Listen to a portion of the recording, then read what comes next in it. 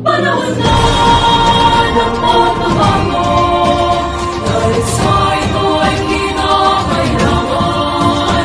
Tayo na magtulong-tulong na paunlarin ang mahal na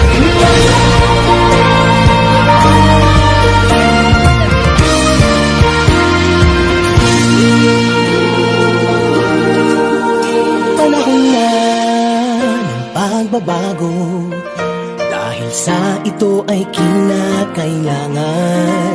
Tayo na magtulong-tulong na paunlarin ang mahal natin ngayon.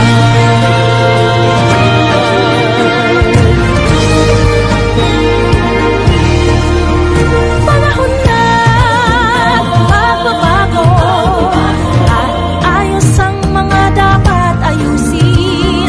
Dapat na maging tungkulin ng bawat mamamayan dito sa atin. Ng pagbabago patungo sa pag-asenso, magsikap ng mabuti at nang guminhawa tayo.